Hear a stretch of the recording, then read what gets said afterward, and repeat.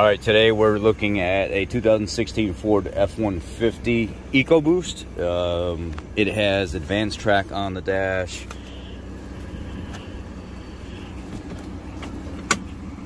Somebody's got the parking brake set for some reason, which is weird. You're in a flat parking lot.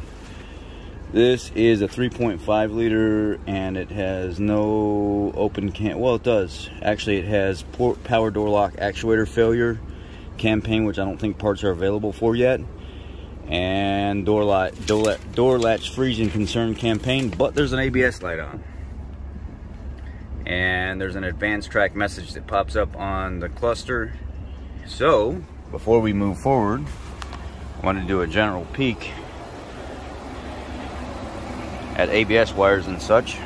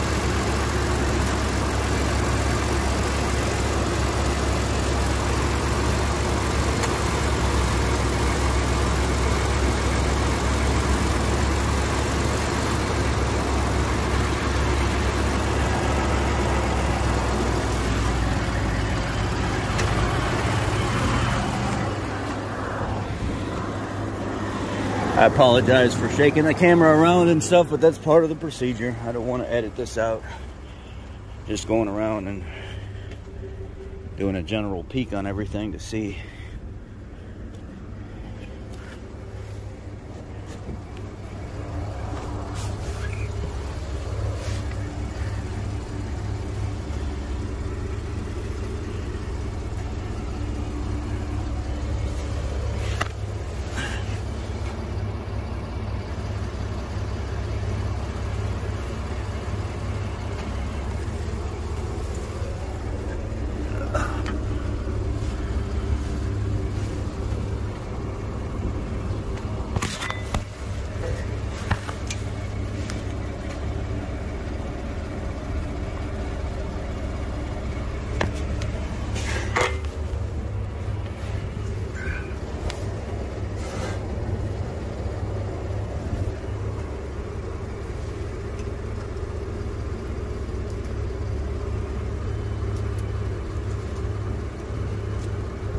Both of these go back into the harness and then run forward.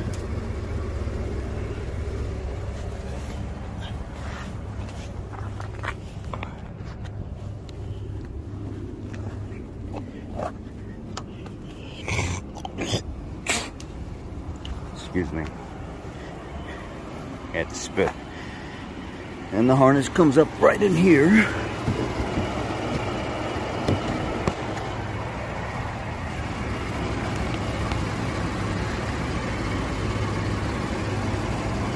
Sometimes, as far back as I can remember on the F150s, right here in this harness, especially on the older ones, like the 4.6 and 5.4 models that come here and then they go outside the frame, they didn't have this protective plastic shielding around it. The wires would split in there, and even the newer ones do it too, to be honest with you.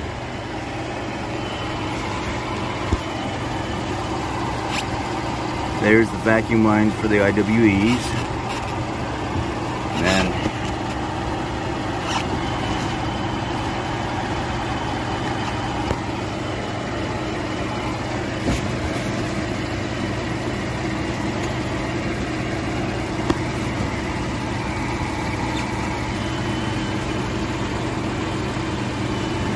here. I can run my hand up here, feel the sensor.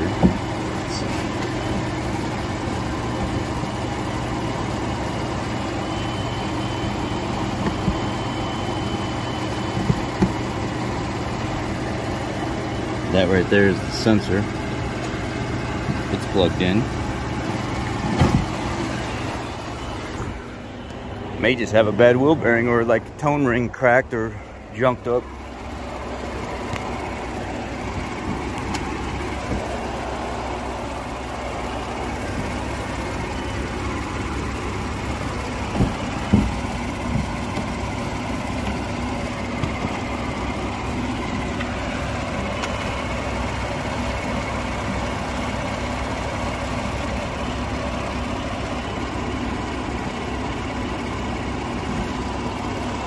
That one feels like it's plugged into it. It comes way up here, and there's a bracket up underneath here.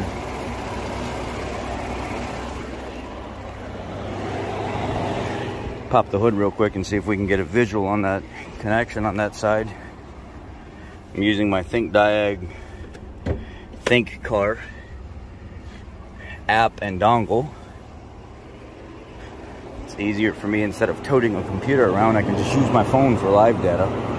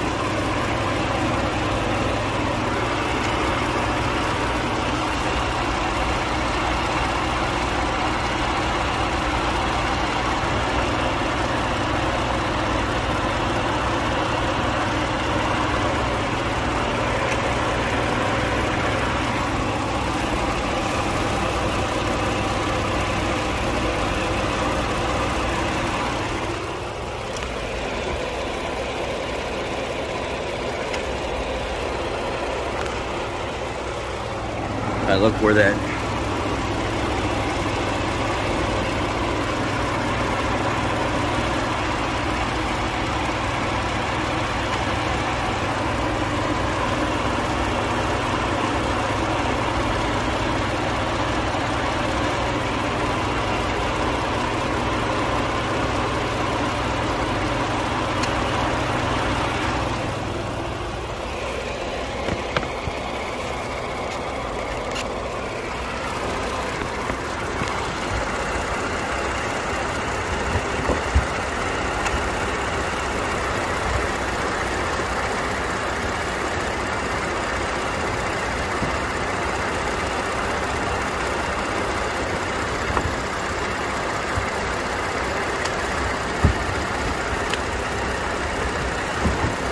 it's up underneath this battery tray is where the connection's at.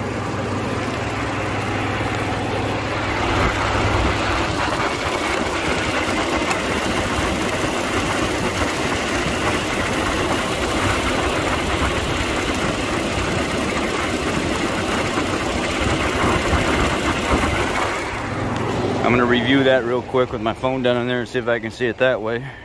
So this is where we're at here. I went ahead and pulled empty slot right there, you see that, pushed it out. I reach up in there with a pocket screwdriver. I unclipped all this and pulled it away from the bracing and stuff right here as it goes along the side, and I ohmed out those two wires. Those two wires are way too low of resistance. They're 4 ohms, which tells me there's a problem. There should be an extremely high amount of resistance in these wires. If you compare it to the passenger side wheel speed sensor, which is this wire right here, you'll see something like 0.458 like mega ohms or whatever, and this was the good one, and the two in the back were the good ones. That one over there is the bad one. So I've got it coming. I was able to find it at another Ford dealer instead of waiting until Tuesday or Wednesday, which is what is Saturday today, and get the customer back his truck today for about 10% more, $96.71, or no, $96.73, and I'll get it knocked out for him. So you got to pull the wheel and stuff off, you got to pull the caliper off, you got to pull the rotor off, then you can start pulling your wheel speed sensor out of there. And yeah, off-roading, mudding, things like this, things get thrown in there, it starts getting collected. This is what it ends up looking like. This little bracket piece right here, the little plastic hold goes to like the knuckle area. It's an 8mm, and the Allen that I use to pull this out of here is a hex Allen 5. And then I'll just wiggle this right out of there with like a little flat blade screwdriver. Try to just wiggle, wiggle, wiggle and get it right out. And then you can look at the sensor right here and see after I wiped it off how chewed up the face of it is. Yeah, it's pretty chewed up. So obviously something got inside that hole and looking a little juicy down inside that thing. So I want to pull this apart and actually look inside there and see, did this guy go off-roading? Did water get sucked up inside that? Because that's pretty sealed. It's the wheel bearing into the IWE. Should really be nothing getting in there, so I'm a little worried that something came apart or rock or whatever, but at least pull it apart and clean it and re-grease it. So basically there's 4 18s. This one's kind of hidden right here. There's 4 18mm. You see the bolt moving it around right here in this hole. 18, 18, 18, 18, and then there's a 15 or a 13. One was a 15, but some of them are 13. Now, let's move forward since I've cleared that up, and I know you guys aren't going to talk crap. Most of the time, these aren't real hard to get out. Most of the time, these just a couple little taps. So it's already starting to separate right there. Now that I've got it out, watch my hand as I try to turn this thing. It'll stop. You see how it's jerking like that? As I'm trying to see, the bearing's no good. It needs a wheel bearing and wheel speed sensor. It needs an assembly. So, yeah, I cleaned it out. Cleaned this out in here too. Yeah, the guy needs a complete wheel bearing. It's junk. So, let me go see where that's at and quote it out. So this is what we got. We had it in stock with the sensor attached, so I told him go ahead and take that $96 or whatever it was sensor off of there. And with the new pricing matrix and the inflation, how parts and everything went up, this wheel hub was like astronomically priced, and I was like, nah, man, we cannot price it out to the customer at that. And they were like, look, list price is $419 for this. We'll sell it for $449, and we'll give him like a $150 break with all the inflation and pricing matrix and stuff changing for a lot of the dealers and auto parts stores. We were able to cut this guy like $150 off and give him a break and get this reinstalled for him. The sensor comes with it, so there's no point in charging extra for that. And let's just see here. Give you guys a part number real quick before we get off of here, and I'm gonna go ahead and install everything. Next time you see it, it'll be installed. Hub 393, part number FL3Z1104H, front left wheel bearing. Be blessed. You know what? I was about to end it, but I'll give you a bonus. When you go to slide this bearing on here, leave it off a little bit, and then take your sensor and tuck it back behind the shield. Don't push it up there all the way and then have to bend it all the way forward. Leave it back just a hair and then put it on there. Some things to note to put back on is make sure this cap's put back on here with the 15mm underneath it. 8mm here, anchor point, anchor point, anchor point, and then once you reach up inside there and you clip your sensor back in, make sure you pull it back through the hole right here.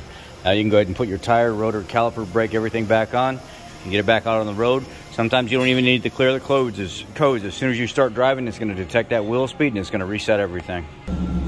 So these get torqued to 150, 155 foot-pounds.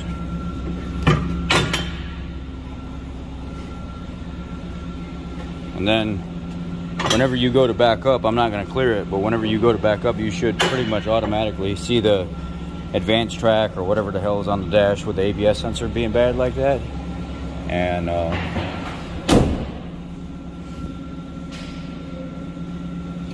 remove the fingerprints.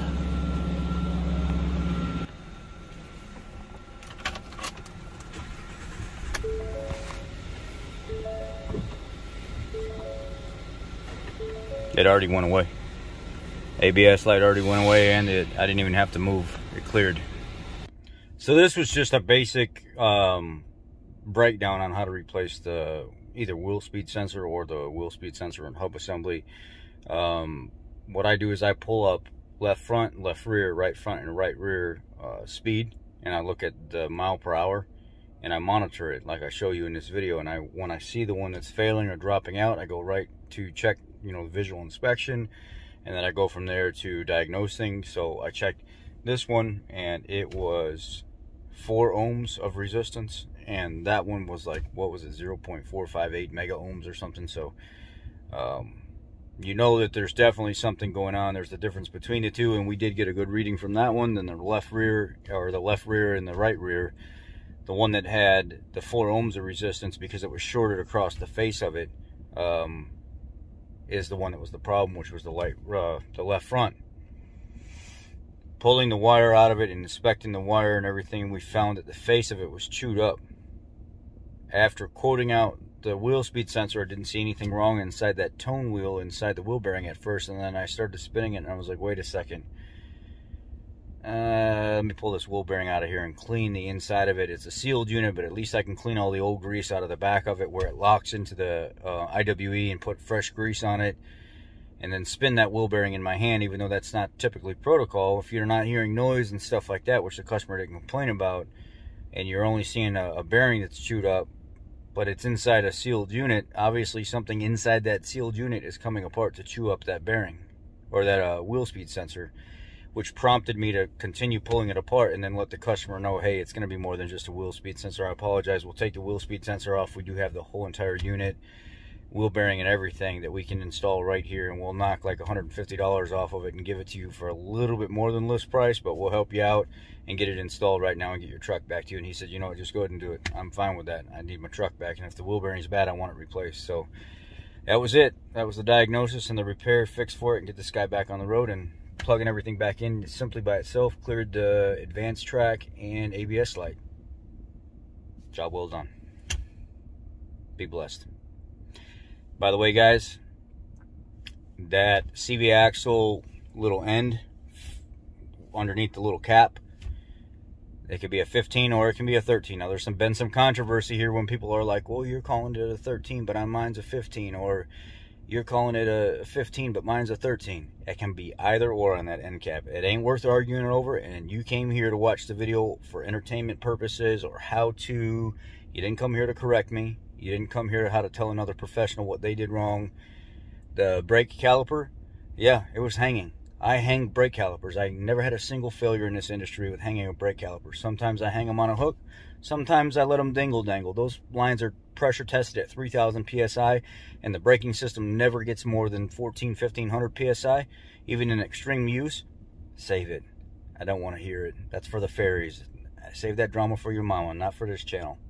Let's all be kind to each other here, help each other out. If you feel like you need to correct me on something, I have an email for a reason. POISSORICHARD.RP@gmail.com. Don't show your ass in the comment section, because I will put you right off of it. I apologize for swearing. I'm just tired of the nonsense here. I really don't have time for people's nonsense. I'm kind enough to show you guys these repairs and how to do these things. Don't complain. Do not complain. You complain about anything here, you're going to be gone. It's as simple as that. I hide the user from the channel so you can continue to watch the videos, but you can't continue to leave comments. So you'll be able to view it and monitor, but you won't be able to say anything.